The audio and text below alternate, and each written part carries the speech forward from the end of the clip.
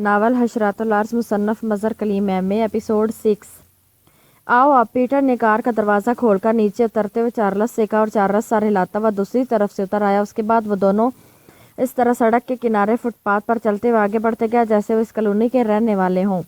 Colony میں حالات ہر لحاظ سے معمول پر تھے، کوئی خاص قسم کی سرگرمی نظر نہ آ رہی تھی، اس لیے پیٹر کو قدرے اطمینان سا محسوس ہو رہا تھا۔ اور پھر انہیں دور سے وہ کوٹھی نظر آنے لگی جس میں ڈاکٹر آرنلڈ کی لیبارٹری تھی۔ باس کوٹھی کی نگرانی کی جا رہی ہے، اچانک چارلس نے ٹھٹکتے ہوئے کہا اور پیٹر بھی چونک کر رک گیا۔ نگرانی کیسے پتہ چلا؟ پیٹر نے حیرت بھرے لہجے میں کہا۔ وہ ادھر کوٹھی کے دائیں طرف بڑے درخت پر سے مجھے دوربین کے شیشوں کی چمک دکھائی دی ہے، چارلس نے کہا تو پیٹر کے ہونٹ بھینچ گئے۔ پھر تو آگے جانا بے سود ہے کیونکہ یہ آخری کوٹھی ہے، اس طرف جاتے خواہ مشکوک ہو جائیں گے۔ ادھر آؤ، اب ہمیں خفیہ راستے سے کوٹھی کے اندر جانا ہوگا، پیٹر نے کہا اور اس کے ساتھ ہی سڑک کراس کرنے کے لیے آگے بڑھ گیا۔ خفیہ راستہ تو کیا اندر جانے کا کوئی خفیہ راستہ بھی ہے؟ چارلس نے اس کے ساتھ چلتے ہوئے حیرت بھرے لہجے میں کہا۔ ہاں، میں نے یہ کوٹھی پسند کی خریدی تھی لیبارٹری کے لیے، اس لیے مجھے معلوم ہے، پیٹر نے سر ہلاتے ہوئے کہا۔ سڑک کراس کر کے وہ ایک کوٹھی کے ساتھ چلتے ہوئے آگے بڑھتے گئے۔ کافی دور نکل آنے کے بعد پیٹر نے ایک بار پھر رخ بدلا، پھر لمبا چکر کاٹ کر وہ دونوں لیبارٹری والی کوٹھی کے عقب میں لیکن اس خاص فاصلے پر درختوں کے ایک ذخیرے میں داخل ہو گئے۔ درختوں کے درمیان چلتے ہوئے وہ تھوڑا ہی آگے بڑھے تھے کہ پیٹر ایک پرانے سے درخت کے قریب جا کر رک گیا۔ اس نے درخت کے موٹے تنے میں موجود ایک سوراخ میں انگلی ڈالی اور پھر کھٹاک کی آواز کے ساتھ درخت سے 2 فٹ کے فاصلے پر گھاس سے بھرا ہوا زمین کا ایک چھوٹا سا ٹکڑا کسی صندوق کی طرح اوپر اٹھ گیا۔ وہاں سے ایک سرنگ نما سڑک اندر جا رہی تھی۔ پیٹر نے چارلس کو اپنے پیچھے آنے کا اشارہ کیا اور وہ دونوں آگے چلتے ہوئے سرنگ میں داخل ہو گئے۔ اندر پہنچ کر پیٹر نے دیوار کے ساتھ لگے ہوئے ہک کو کھینچا تو نہ صرف عقب میں راستہ بند ہو گیا بلکہ سرنگ میں ہلکی سی روشنی بھی پھیل گئی۔ سرنگ خاصی طویل ثابت ہوئی، اس کے اختتام پر سیڑھیاں اوپر کو جا رہی تھی جس کے بعد ایک دیوار تھی۔ سرنگ بھی مصنوعی بنی ہوئی تھی۔ سیڑھیاں چڑھ کر پیٹر اوپر پہنچا اور اس نے آخری سیڑھی کے کنارے پر زور سے دوبارہ پیر مارا تو دیوار درمیان سے پھٹ کر سائیڈوں میں غائب ہو گئی اور وہ دونوں اس خلا سے گزر کر ایک کمرے میں پہنچ گئے۔ کمرے کا فرنیچر بتا رہا تھا کہ یہ کمرہ کامن روم کے طور پر استعمال کیا جاتا ہے۔ وہ سیڑھیوں کے اوپر چڑھتے ہوئے اوپر پہنچے اور پیٹر نے تہہ خانے کا راستہ کھولا اور وہ بڑے ہال نما کمرے پہنچ گئے۔ وہاں سے چند لمحوں میں ہی عمارت کے بیرونی حصے میں پہنچ گئے۔ چونکہ حویلی کی دیواریں کافی بلند تھیں اس لیے پیٹر کو اطمینان تھا کہ باہر سے انہیں چیک نہیں کیا جا سکتا۔ چنانچہ وہ تقریباً دوڑتے ہوئے گارڈ روم میں پہنچے تو ایک بار پھر ان کے حلق سے لمبے سانس نکل گئے۔ ایرک کرسی پر مردہ پڑا تھا، اس کے دل میں گولی ماری گئی تھی۔ اس کے دونوں نتن آدھے سے زیادہ چرے ہوئے تھے اور چہرہ اس قدر مسخ تھا کہ جیسے اس پر ہولناک تشدد کیا گیا ہو۔ ٹیلی فون کی تار بھی توڑ دی گئی تھی۔ اب میں سمجھ گیا، یہ کام یقیناً یہاں کی سیکرٹ سروس کا ہے۔ ایرک کوئی عام ایجنٹ نہ تھا، ایس بی کا انتہائی تربیت یافتہ ایجنٹ تھا، اس لیے ان لوگوں نے اس سے معلومات اگلوانے کے لیے نتھنیں چیر کر پیشانی پر ضربے لگانے والا خوفناک تشدد کیا اور یہ طریقہ صرف اسپیشل ٹائپ کے ایجنٹ ہی جانتے ہیں۔ اور لازماً ایرک کی آواز بنا کر ان لوگوں نے ڈاکٹر آرنلڈ کو دروازہ کھولنے پر مجبور کیا ہوگا۔ یہ سارا کام بتا رہا ہے کہ یہ کام سیکرٹ سروس جیسے تربیت یافتہ ایجنٹوں کا ہی ہو سکتا ہے، پیٹر نے چارلس سے مخاطب ہو کر کہا اور چارلس نے اس بات میں سر ہلا دیا۔ باس، ہو سکتا ہے کہ یہ لوگ اس وقت پہنچے ہوں جب ڈاکٹر آرنلڈ اپنا مشن مکمل کر چکے ہوں۔ چارلس نے چند لمحے خاموش رہنے کے بعد کہا، کاش ایسے ہی ہوا ہو۔ بہرحال اب چیف سے بات کرنا پڑے گی تاکہ اس نگرانی کرنے والے کو کور کر کے ان لوگوں کا کھوج نکالا جا سکے، پھر ان سے مشن کی ناکامی کا انتقام لیا جا سکے، پیٹر نے کہا اور گارڈ روم سے نکل کر وہ دوبارہ عمارت کی طرف چل پڑا۔ لیبارٹری میں پہنچ کر پیٹر نے جیب سے ایک چھوٹا سا باکس نکالا اور پھر اس کا بٹن پریس کر دیا۔ دوسرے لمحے اس میں سے ٹو ٹو کی مخصوص آوازیں نکلنے لگی۔ Peter calling chief. پیٹر نے بار بار فقرہ دہرانا شروع کر دیا۔ یس چیف اٹینڈنگ، کیا رپورٹ ہے پیٹر؟ چند لمحوں بعد ہی چیف کی تیز آواز سنائی دی اور جواب میں پیٹر نے لیبارٹری کی حالت، ڈاکٹر آرنلڈ اور اس کے چاروں ساتھیوں کے علاوہ ایرک کی موت اور اس پر ہونے والے تشدد سمیت اپنا تجزیہ بھی تفصیل سے بتا دیا۔ ویری بیڈ نیوز پیٹر، اس کا مطلب ہے کہ ایس بی ناکام ہو گئی اپنی تاریخ میں پہلی بار، لیکن لیبارٹری کے بارے میں انہیں پتہ کیسے چلا؟ چیف کی انتہائی افسردہ آواز سنائی دی، اس کا لہجہ ایسے تھا جیسے کوئی شخص بہت بڑی بازی ہار کر انتہائی مایوسانہ انداز میں بات کر رہا ہو۔ یہی تو اب ہمیں پتہ چلانا ہے چیف، ایس بی ناکام نہیں ہو سکتی چیف، کم از کم یہ بات میری زندگی میں تو ناممکن ہے۔ ٹھیک ہے، سپر ایکٹیو لیبارٹری کو تباہ کرنے کی ہماری موجودہ پلاننگ ناکام ہو گئی ہے، لیکن اس کا یہ مطلب ہرگز نہیں کہ ایس بھی ناکام ہو گئی ہے۔ اس لیبارٹری کو اب کمانڈوز ایکشن کے ساتھ تباہ کیا جائے گا، چاہے اس کمانڈوز ایکشن میں ہماری جانیں ہی کیوں نہ چلی جائیں، پیٹر نے انتہائی مضبوط اور پراعتماد لہجے میں کہا۔ اوہ گڈ پیٹر، تم واقعی حوصلہ مند آدمی ہو۔ ٹھیک ہے، ایس بھی واقعی ناکام نہیں ہوئی اور نہ ہو سکتی ہے۔ سپر ایکٹیو لیبارٹری ہر حالت میں تباہ ہوگی، ہر حالت میں، لیکن پہلے ہمیں ان لوگوں سے انتقام لینا ہوگا جنہوں نے ہماری یہ شاندار پلاننگ تباہ کیا۔ اس بار چیف کے لہجے میں بھی انتہائی اعتماد موجود تھا۔ چیف، ہم نے ایک درخت پر موجود ایک آدمی کو چیک کیا ہے، میں ابھی اپنے ہیڈ کوارٹر سے آدمی منگوا کر اس آدمی کو کور کرتا ہوں، اس کے بعد وہ خود ہی کلیو دے دے گا، پیٹر نے کہا۔ آدمی نگرانی کر رہے ہو؟ پھر تو تم بھی اس کی نگاہوں میں آ گئے ہوگے، چیف نے بری طرح چونکتے ہوئے کہا۔ اگر میری چھٹی اس کام نہ دکھاتی تو واقعی ایسا ہی ہوتا۔ ان لوگوں نے ہمیں ٹریس کرنے کے لیے انتہائی جاندار پلاننگ کی تھی۔ انہوں نے جان بوجھ کر لیبارٹری والی کوٹھی میں موجود ٹرانسمیٹر اور ٹیلی فون بیکار کر دیا تھا تاکہ جب ٹرانسمیٹر اور ٹیلی فون سے رابطہ نہ ہوگا تو لامحالہ کوئی خود آ کر پتہ کرے گا، اور ظاہر ہے ہمیں یہاں کی صورتحال کا علم نہ تھا، اس لیے ہم ان کی چیکنگ میں آ سکتے تھے، لیکن میں نے کار دور چھوڑی اور ماسک کے ذریعے مقامی میک اپ کیا، اور پھر چارلس نے دور سے ہی دوربین کے شیشوں کی چمک چیک کر لی۔ اس طرح ہم پھر بھی سامنے آنے سے بچ گئے۔ اس کے بعد میں چارلس کو لے کر ایک خفیہ راستے سے اندر داخل ہوا ہوں اور اب اندر سے رپورٹ دے رہا ہوں، پیٹر نے پوری تفصیل بتاتے ہوئے کہا۔ اوہ ویری گڈ، تمہاری اور چارلس کی ذہانت اور کارکردگی قابل داد ہے۔ تم فوری طور پر اس نگرانی کرنے والے کو کور کرو، اس سے معلومات حاصل کرو اور مجھے رپورٹ دو تاکہ پوری قوت سے مخالفوں پر ہم حملہ کریں، انہیں مکمل طور پر تہس نہس کر سکیں۔ اس کے بعد سپر ایکٹیو لیبارٹری کی تباہی کے لیے کوئی اور پلاننگ کی جائے گی۔ اوور اینڈ آل، چیف نے کہا، اور پیٹر نے ٹرانسمیٹر کا بٹن آف کیا اور اسے جیب میں ڈال لیا۔ آؤ چارلس، اب ٹیلی فون کی تار جوڑ کر میں ہیڈ کوارٹر سے آدمی منگواؤں تاکہ کام آگے بڑھ سکے، پیٹر نے کہا، اور ایک بار پھر وہ دونوں عمارت سے نکل کر گارڈ روم کی طرف بڑھ گئے۔ پیٹر نے واقعی انتہائی مہارت سے ٹیلی فون کی تار جوڑ کر اسے درست کر لیا اور اس کے بعد اس نے نمبر ڈائل کرنے شروع کر دیے۔ جیس جیک اٹینڈنگ، رابطہ قائم ہوتی ایک آواز ریسیور میں ابھری۔ پیٹر بول رہا ہوں جیک، پیٹر نے سخت لہجے میں کہا، پھر اس نے جیک کو جہاں کے سارے حالات بتا کر اسے ہدایات دینا شروع کر دی تاکہ نگرانی کرنے والے ایک یا زیادہ افراد کو گھیرا جا سکے۔ عمران لیبارٹری والی کوٹھی سے کافی فاصلے پر ایک اور کوٹھی کے عقب میں کار کے اندر بیٹھا ہوا تھا۔ یہاں سے لیبارٹری والی کوٹھی کی طرف جانے والی سڑک صاف دکھائی دے رہی تھی اور عمران کی نظریں اسی سڑک پر جمی ہوئی تھی، لیکن سڑک خالی تھی، وہاں کوئی ٹریفک نہ تھی کیونکہ سڑک کا اختتام لیبارٹری والی کوٹھی پر ہو جاتا تھا، اس لیے ظاہر ہے ادھر جانے اور آنے والا کوئی نہ تھا۔ عمران نے ٹائیگر کو کوٹھی سے کچھ دور ایک درخت پر چھپا کر بٹھا دیا تھا۔ کار سے اس نے دوربین نکال کر کے بھی ٹائیگر کو دے دی تھی۔ اس نے ایس بی کو ٹریس کرنے کے لیے یہ ساری پلاننگ کی تھی۔ اس نے لیبارٹری کے اندر موجود ٹرانسمیٹر اور ٹیلی فون بیکار کر دیے تھے تاکہ لیبارٹری سے جب ایس بی کو کوئی جواب نہ ملے گا تو لازماً ان کا کوئی نہ کوئی آدمی پتہ کرنے کے لیے آئے گا، پھر اسے گرفتار کر کے وہ اس ایس بی کے مقامی ہیڈ کوارٹر کا کھوج نکال لیں گے۔ اس نے لیبارٹری کی تمام مشینری کو مکمل طور پر تباہ کر دیا تھا، لیکن اس کی بیٹری جس سے مشین چل رہی تھی اس نے کھول کر اپنی کار کی ڈگی میں رکھ لی تھی۔ یہ اس کے لیے ایک نئی ایجاد تھی۔ اس کا ارادہ تھا کہ اس بیٹری کو وہ سرداور تک پہنچا دے گا تاکہ اس پر مزید ریسرچ کر کے پکیشے کی توانائی کے مسئلے کو ہمیشہ کے لیے حل کر لیا جائے۔ اس بیٹری میں یہ خصوصیت تھی کہ یہ ایٹمک بیٹریوں سے بھی زیادہ طاقتور تھی، پھر اسے مسلسل چارج کرنے کی بھی ضرورت نہ تھی۔ اس بیٹری میں اتنی قوت تھی کہ اس سے کئی سالوں تک کسی بڑے سے بڑے کارخانے کو چلایا جا سکتا تھا، اور یہ اس کے نقطہ نظر سے اہم ترین دریافت تھی۔ اس سے یقین تھا کہ ایس بی کا جو بھی ایجنٹ کوٹھی کا پتہ کرنے آئے گا وہ اس سڑک سے ہی گزر کر آگے جائے گا، اس طرح اسے چیک کر سکتا تھا کیونکہ اس سڑک پر سے وہ لیبارٹری والی کوٹھی تک جائے گا، سوائے پیدل کے اور کوئی راستہ نہ تھا۔ ویسے احتیاطاً اس نے ٹائیگر کو بھی درخت پر بٹھا رکھا تھا تاکہ اگر کوئی آدمی کسی اور راستے سے پیدل کوٹھی تک پہنچے تو ٹائیگر اسے اطلاع دے سکے۔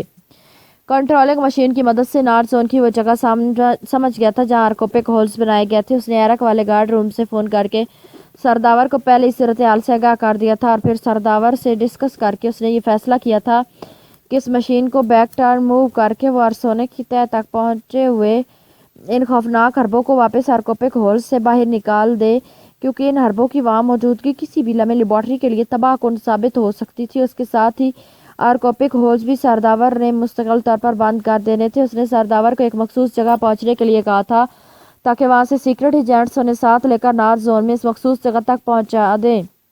اس نے سرداور کو اس لیے وہاں بلایا تھا کیونکہ یہ حربے انتہائی خوفناک حد تک خطرناک تھے اور کوئی سائنسدان ہی انہیں صحیح طریقے سے سنبھال سکتا تھا۔ اس کے بعد اس نے بلیک زیرو کو فون کر کے ساری بات بتائی اور اسے کہا کہ وہ صفدر اور کیپٹن شکیل کو جیپ سمیت اس جگہ پہنچنے کا حکم دے دے جہاں سرداور نے پہنچنا تھا۔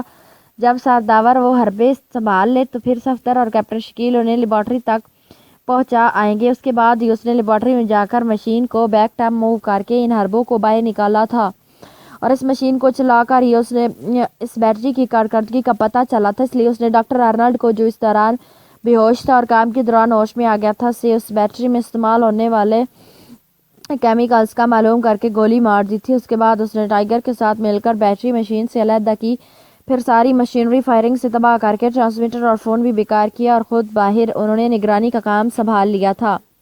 اسی لمحے ڈیش بورڈ کے نیچے موجود ٹرانسمیٹر سے کال آنی شروع ہو گئی تو عمران نے ہاتھ بڑھا کر اس کا بٹن آن کر دیا۔ X2 بٹن آن ہوتے ہی بلیک زیرو کی مخصوص آواز سنائی دی۔ یس عمران بول رہا ہوں، بلیک زیرو کی رپورٹ ہے، عمران نے کھل کر بات کرتے ہوئے کہا۔ کیونکہ اس وقت ٹائیگر اس کے ساتھ نہ تھا اس لیے اسے کھل کر بات کرنے میں کوئی جھجک نہ تھی۔ عمران صاحب، صفدر نے واپسی رپورٹ دے دی ہے، ان سوراخوں سے نکلنے والے 8 سرخ رنگ کے کیپسول تھے جو سرداور اپنے ساتھ لائے ہوئے کسی خاص دھات کے بنے ہوئے باکس میں رکھ کر لے گئے ہیں۔ انہوں نے ان سوراخوں میں اپنے ساتھ لایا ہوا کوئی کیمیکل ڈال دیا تھا جس سے سوراخ بند ہو گئے تھے۔ پھر صفدر اور کیپٹن شکیل انہیں واپس لیبارٹری چھوڑ آئے ہیں، بلیک زیرو نے اس بار مؤدبانہ لہجے میں کہا۔ ٹھیک ہے، اب تم سب ممبرز کو الرٹ کر دو، میں اور ٹائیگر یہاں نگرانی کر رہے ہیں۔ جیسے ہی ایس وی کا کوئی آدمی ہمارے ساتھ آیا، اس سے حاصل کردہ معلومات کی بنا پر ہمیں فوری اور تیز رفتار ایکشن کرنا پڑے گا، اس لیے ممبرز کی ضرورت پڑ سکتی ہے، عمران نے سنجیدہ لہجے میں کہا۔ ٹھیک ہے، میں نے نہ صرف الرٹ کر دیتا ہوں بلکہ آپ کے متعلق بھی کہہ دیتا ہوں کہ وہ آپ کی براہ راست کال پر حرکت میں آ جائیں تاکہ میرے کال کرنے میں وقت ضائع نہ ہو۔ دوسری طرف سے بلیک زیرو نے مؤدبانہ لہجے میں جواب دیا۔ Okay over and all, Imran نے کہا اور ٹرانسمیٹر آف کر دیا۔ پھر تقریباً 1 گھنٹے تک وہ بیٹھا انتظار کرتا رہا لیکن نہ ہی سڑک سے کوئی گزرا اور نہ ہی ٹائیگر کی طرف سے کوئی کال آئی تو عمران بور ہو گیا۔ اس نے سوچا کہ وہ صرف ٹائیگر کو اس کام پر چھوڑ کر خود واپس جائے اور ایس بی کی تلاش کے لیے کسی اور کلیو پر کام کرے۔ چنانچہ اس نے ٹرانسمیٹر کی ناب گھما کر ٹائیگر کی فریکوینسی ایڈجسٹ کی اور پھر بٹن دبا دیا۔ Hello hello Imran calling, Imran نے تیز لہجے میں بار بار فقرہ دہرانا شروع کر دیا لیکن کافی دیر تک کالنگ کے باوجود جب ٹائیگر کی طرف سے کال اٹینڈ نہ کی گئی تو عمران چونک پڑا۔ اس نے ٹرانسمیٹر آف کیا اور پھر تیزی سے کار کا دروازہ کھول کر نیچے اتر آیا۔ اس کے چہرے پر تشویش کے آثار ابھر آئے تھے کیونکہ ٹائیگر کی کال اٹینڈ نہ کرنے کا یہی مطلب ہو سکتا تھا کہ ٹائیگر کسی مشکل میں پھنس گیا ہے، حالانکہ بظاہر کوئی ایسی مشکل نظر نہ آ رہی تھی، سڑک پر سے کوئی گزرا تک نہ تھا۔ اس کے باوجود ٹائیگر جواب نہ دے رہا تھا۔ عمران تیزی سے کوٹھیوں کے عقب کی طرف سے چلتا ہوا اس طرف کو بڑھتا گیا جس طرف ٹائیگر موجود تھا۔ تھوڑی دیر بعد وہ اس درخت تک پہنچ گیا اور اس کے ساتھ ایک بار پھر بری طرح چونک پڑا کیونکہ وہاں ایسے آثار نظر آ رہے تھے جیسے کوئی درخت کے اوپر سے نیچے جھاڑیوں پر گرا ہو۔ کیونکہ جھاڑیاں جس انداز میں روندی ہوئی نظر آ رہی تھی اسے یہی آئیڈیا سامنے آتا تھا۔ ٹائیگر درخت پر موجود نہ تھا۔ اسی لمحے اسے ایک جھاڑی کے اندر ٹوٹی ہوئی دوربین پڑی نظر آئی تو اس نے آگے بڑھ کر اسے اٹھا لیا۔ دوربین کے ایک شیشہ ٹوٹ گیا تھا۔ دوربین جس زاویے سے اور فاصلے پر گری ہوئی تھی اس سے عمران کا ذہن فوری طور پر ایک نتیجے پر پہنچ گیا۔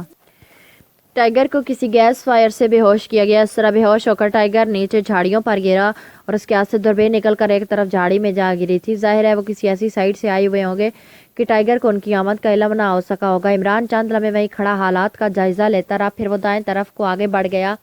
ساتھ ہی وہ زمین پر موجود گھاس اور جھاڑیوں کو بھی بغور دیکھتا جا رہا تھا اور تقریباً 100 گز کے فاصلے پر جا کر اس کی آنکھوں میں چمک ابھر آئی کیونکہ وہاں ایسے آثار موجود تھے جس سے ظاہر ہوتا تھا کہ یہاں ایک سے زیادہ افراد موجود رہے ہوں گے۔ عمران اور آگے بڑھ گیا۔ اب اسے مسلسل آثار ملتے جا رہے تھے اور تھوڑی دیر بعد وہ لیبارٹری والی کوٹھی سے کافی فاصلے پر عقبی طرف ایک چھوٹی سی ویران سڑک تک پہنچ گیا جس کی دوسری طرف کھیتوں کا طویل سلسلہ پھیلا ہوا تھا۔ یہ سڑک درختوں کے ذخیرے تک پہنچ کر ختم ہو جاتی تھی اور کالونی سے کافی دور سے گھوم کر ادھر آتی تھی۔ عمران نے سڑک کے کنارے پر ٹائروں کے نشانات چیک کیے۔ یہ کار کے ٹائروں کی بجائے کسی بڑی ویگن کے ٹائروں کے نشانات تھے۔ عمران غور سے نشانات کو دیکھتا رہا، پھر اس نے کلائی پر بندھی ہوئی ٹرانسمیٹر واچ پر دانش منزل کی مخصوص فریکوینسی ایڈجسٹ کی۔ بلیک زیرو کو کال کرنی شروع کر دی۔ X2 رابطہ قائم ہوتی بلیک زیرو کی آواز سنائی دی۔ بلیک زیرو ٹائیگر کو بے ہوش کر کے اغوا کر لیا گیا اور اسے ایک رینگلر ویگن میں لے جایا گیا۔ یہ رینگلر ویگن بالکل نئے ماڈل کی ہے اور رینگلر ویگن کا جدید ماڈل دارالحکومت میں بے حد کم تعداد میں آیا ہوگا۔ تم فوراً ٹیم کو اس ویگن کی تلاش میں لگا دو۔ صفدر کا ایک دوست رجسٹریشن آفس میں کام کرتا ہے، اس وقت دفتر تو بند ہوگا لیکن صفدر اس کے گھر جا کر اس بارے میں اس سے معلومات حاصل کر سکتا ہے۔ فوری ٹیم کو حرکت میں لے آؤ اور انہیں کہہ دینا کہ وہ ٹرانسمیٹر پر مجھے براہ راست رپورٹ کر دیں، اوور اینڈ آل۔ عمران نے کہا۔ رابطہ ختم کر کے وہ مڑا اور پھر بھاگتا ہوا واپس اپنی کار کی طرف بڑھنے لگا۔ اسے ٹائیگر کی طرف سے زیادہ فکر نہ تھی، اسے صرف اس بات پر تشویش تھی کہ ایس بی خاصی تیز اور مستعد تنظیم ثابت ہو رہی تھی۔ اس نے سامنے آئے بغیر نہ صرف لیبارٹری کی اندرونی کیفیت کو چیک کر لیا تھا بلکہ ٹائیگر کی نگرانی کو بھی چیک کر کے اسے انتہائی ماہرانہ انداز میں اغوا بھی کر لیا تھا، اور اس ساری واردات کے باوجود وہ کوٹھی کے سامنے کے رخ پر بھی نہیں آئے تھے۔ اس کا مطلب تھا کہ وہ لوگ اس کی توقع سے کہیں زیادہ تیز تھے، اور ایسے لوگوں سے کچھ بعید نہ تھا کہ وہ آرکوپک ہولز کے ذریعے سپر ایکٹیو لیبارٹری کی تباہی میں ناکام رہنے کے بعد کوئی ایسا حربہ استعمال کریں جس سے لیبارٹری تباہ ہو جائے۔ اس لیے وہ اب انہیں فوراً ٹریس کر کے ان کا خاتمہ کرنا چاہتا تھا۔ تھوڑی دیر وہ کار میں بیٹھا شیش محل کالونی سے باہر جانے والی سڑک پر بڑھا جا رہا تھا۔ اس کے ذہن میں فوری طور پر یہی آیا تھا کہ وہ اس آٹو موبائل سروس اسٹیشن سے رجوع کرے جہاں اکثر اس قسم کی قیمتی گاڑیاں سروس کے لیے آتی رہتی تھی۔ ہو سکتا ہے کہ وہاں سے کوئی کلیو مل جائے۔ اسے معلوم تھا کہ ایسی ورکشاپیں اور سروس اسٹیشن رات گئے تک کھلے رہتے، اور یہ سروس اسٹیشن تو ویسے بھی دارالحکومت کا سب سے بڑا سروس اسٹیشن تھا، اور چونکہ کمپیوٹرائزڈ مشینری وہاں نصب تھی اس لیے قیمتی گاڑیاں رکھنے والے اور تقریباً تمام غیر ملکی وہیں کا رخ کرتے تھے۔ ٹائروں کی بناوٹ اور ان کے زمین پر دباؤ سے اس نے رینگلر ویگن کا اندازہ لگایا تھا۔ ویسے بھی رینگلر ویگن گریٹ لینڈ تیار کرتا تھا اور ایس بی کا تعلق بھی گریٹ لینڈ سے تھا، اور اسے غیر ملکیوں کی اس فطرت کا علم تھا کہ وہ اپنے ملک کی چیزوں کو استعمال کرنا زیادہ پسند کرتے تھے۔ پھر ایس بی جس قسم کی تنظیم تھی اس کے لیے پرانی گاڑی استعمال کرنا ناممکن تھا۔ تھوڑی دیر بعد وہ سروس اسٹیشن پر پہنچ گئے۔ اس نے گاڑی باہر ہی چھوڑی اور اتر کر وہ اندر آفس کی طرف بڑھ گیا۔ یس فرمائیے، مینیجر کی تختی رکھے ایک ادھیڑ عمر نے عمران کے قریب پہنچتے ہی کاروباری انداز میں مسکراتے ہوئے کہا۔ آپ مینیجر ہیں؟ عمران نے میز کے سامنے موجود کرسی پر بیٹھے ہوئے سنجیدہ لہجے میں کہا۔ جی ہاں، ادھیڑ عمر نے سر ہلاتے ہوئے جواب دیا۔ میرا تعلق سینٹرل انٹیلیجنس سے ہے، انتہائی ضروری معلومات آپ سے حاصل کر رہی ہیں۔ عمران کا لہجہ بے حد سنجیدہ تھا۔ Central intelligence? اوہ فرمائیے۔ مینیجر کے چہرے پر یکلخت پریشانی اور گھبراہٹ کے تاثرات نمودار ہو گئے۔ آپ کے پاس جو گاڑیاں سروس یا مرمت کے لیے آتی ہیں عمران نے پوچھا، ان کا ریکارڈ ہے؟ جی ہاں، مکمل ریکارڈ ہوتا ہے ہمارے پاس، مینیجر نے جواب دیا۔ رینگلر ویگن کتنی تعداد میں آپ کی ورکشاپ یا سروس اسٹیشن پر آتی ہیں؟ عمران نے پوچھا۔ Wrangler vegan? اوہ میرا خیال ہے بہت کم تعداد ہوگی، میں پتہ کرتا ہوں، مینیجر نے کہا، اور میز پر موجود انٹر کام کا ریسیور اٹھا کر اس نے ایک نمبر پریس کر دیا۔ اعظم صاحب ذرا ریکارڈ چیک کر کے بتائیے کہ ہمارے سروس اسٹیشن پر کتنی رینگلر ویگنز آتی رہتی ہیں؟ مینیجر نے کہا۔ رینگلر ویگنز؟ اوہ سر، میرے خیال میں 2 یا 3 ہوں گی، بہرحال میں چیک کرتا ہوں۔ دوسری طرف سے کہا گیا، انہیں کہیں کہ ریکارڈ لے کر یہاں آ جائے۔ عمران نے کہا، اور اس کی بات مینیجر نے دہرا کر ریسیور رکھ دیا۔ کوئی خاص بات ہو گئی ہے جناب؟ مینیجر نے ریسیور رکھتے ہوئے کہا۔ انٹیلیجنس آفیسر تفریح کے لیے پوچھ گچھ نہیں کیا کرتے، عمران نے خشک لہجے میں کہا۔ تو مینیجر بے اختیار سمٹ کر رہ گیا۔ تھوڑی دیر بعد کمرے کا دروازہ کھلا اور ایک ادھیڑ عمر آدمی ہاتھ میں ایک فائل لیے اندر داخل ہوا۔ سر، 4 ویگنیں ہیں رینگلر۔ آنے والے نے عمران کی طرف دیکھتے ہوئے مینیجر سے کہا۔ ٹھیک ہے، یہ فائل دیں اور آپ جائیں۔ مینیجر نے اس بار خشک لہجے میں کہا، اور آنے والے نے مؤدبانہ انداز میں فائل مینیجر کے سامنے رکھی اور پھر واپس چلا گیا۔ عمران نے ہاتھ بڑھا کر فائل خود اٹھائی اور پھر اسے کھول کر پڑھنے لگا۔ اس میں 3 کاغذ تھے، تینوں باقاعدہ چھپے ہوئے تھے جن میں خالی جگہوں کو پر کیا گیا تھا۔ اس میں ورکشاپ میں آنے والی رینگلر ویگنوں کے بارے میں مکمل تفصیلات موجود تھی کہ یہ ویگن کس تاریخ کو آئی اور اس کی کیا مرمت ہوئی۔ اس کے علاوہ ویگن کے بارے میں تکنیکی معلومات بھی داری تھی۔ لیکن ایک کھانے پر نظریں پڑتی عمران چونک پڑا۔ اس میں گریٹ لینڈ سفارت خانے سے بالکل نئی رینگلر ویگن سروس اسٹیشن بھیجی گئی تھی تاکہ اس کی گریس وغیرہ ختم کر کے اسے چالو حالت میں لایا جا سکے، اور یہ ویگن صرف 2 بار آئی تھی۔ دوسری بار آنے پر اس کا نمبر بھی درج تھا اور ساتھ ہی ڈرائیور کے نام کے ساتھ مالک کا نام و پتہ بھی درج تھا۔ ڈرائیور کا نام مارٹن اور مالک کا نام آرتھر تھا۔ پتہ ٹاپ ہلز کالونی کی کوٹھی نمبر 12 کا درج تھا، ساتھ ہی ٹیلی فون نمبر بھی تھا۔ عمران سمجھ گیا کہ یہی اس کی مطلوبہ ویگن ہے، لیکن اس نے صفحہ پلٹ دیا، پھر دوسری ویگنوں کو بھی چیک کرنے لگا، لیکن باقی تینوں ویگنیں 2 سال پرانے ماڈلوں کی تھی اور ان کے مالک بھی مقامی تھے۔ عمران نے فائل طے کر کے واپس میز پر رکھ دی۔ تعاون کا شکریہ مینیجر صاحب، لیکن کیا یہ کہنے کی ضرورت ہے کہ اس چیکنگ کا علم کسی اور کو نہیں ہونا چاہیے؟ عمران نے کرسی سے اٹھتے ہوئے کہا۔ ओह नहीं जनाब, मैं समझता हूँ, मैनेजर ने सर हिलाते हुए जवाब दिया और इमरान तेजी से दरवाजे की तरफ बढ़ गया। चंद लम्हों बाद उसकी कार खासी तेज रफ्तारी से आगे बढ़ी। फिर उसने जरा आगे जाकर कार एक साइड पर रोकी और हाथ बढ़ाकर कार के डैशबोर्ड के नीचे मौजूद ट्रांसमीटर पर सफ्तर की फ्रीक्वेंसी एडजस्ट करने लगा। फ्रीक्वेंसी एडजस्ट करके उसने ट्रांसमीटर का बटन दबाया। इमरान कॉलिंग। इमरान ने बार बार यही फिक्रा दोहराना शुरू कर दिया। Yes Safdar attending. कुछ देर बाद सफदर की आवाज़ सुनाई दी। सफदर रेंगलर वैगन के बारे में क्या रिपोर्ट है? इमरान ने संजीदा लहजे में पूछा। इमरान साहब, वो मेरा दोस्त जो रजिस्ट्रेशन ऑफिस में है वो दारुल हुकूमत से बाहर गया हुआ है। मैं अभी अभी उसके घर से ही वापस आ रहा हूँ। आपकी कॉल मिली है, सफदर ने जवाब दिया। तुम इस वक्त कहाँ हो? इमरान ने कहा। मैं ग्रीन टाउन के पहले चौक में हूँ, मेरा दोस्त ग्रीन टाउन में ही रहता है, सफदर ने जवाब दिया। तुम ऐसा करो, फौरन टॉप हिल्स कॉलोनी के पहले चौक पर पहुंचो, मैं वहीं जा रहा हूँ। मैंने उस वैगन के मालक को ट्रेस कर लिया, टॉप हिल्स कॉलोनी की कोठी नंबर 12, इमरान ने कहा। ओह अच्छा, लेकिन ये अचानक इस वैगन की तलाश क्यों शुरू हो गई? सफ्तर ने कहा। मेरा ख्याल है तुम्हारे बॉस को पसंद आ गई होगी। ओवर एंड ऑल, इमरान ने कहा। ट्रांसमीटर ऑफ करके उसने कार आगे बढ़ा दी। तकरीबन 45 मिनट तक मुख्तलिफ सड़कों पर कार दौड़ाने के बाद वो टॉप हिल्स कॉलोनी के पहले चौक में पहुंच गया। दूर से ही उसे सफदर की कार एक कैफे के सामने खड़ी नजर आ गई। इमरान ने कार उससे जरा फासले पर रोकी, फिर दरवाजे खोल कर नीचे उतरने से पहले उसने साइड सीट को ऊपर उठाया और नीचे मौजूद बॉक्स में से उसने एक मशीन पिस्टल निकाल लिया और इसका फालतू मैगजीन उठाकर जेब में डालने के अलावा एक बंद पैकेट भी उठाकर जेब में डाल लिया। फिर सीट बंद करके वो कार से नीचे उतरा तो उसी लम्हे सफ्तर भी उसके पास पहुंच चुका था। कोठी नंबर 12 यहाँ से करीब ही है इमरान साहब, मैंने चेक कर लिया, इस पर किसी पीटर नॉर्मन की नेम प्लेट भी मौजूद है, सफ्तर ने कहा। तो इमरान की आंखों में चमक उभर आई क्योंकि उसने डॉक्टर आर्नल्ड और एरक दोनों से पीटर का नाम सुना था।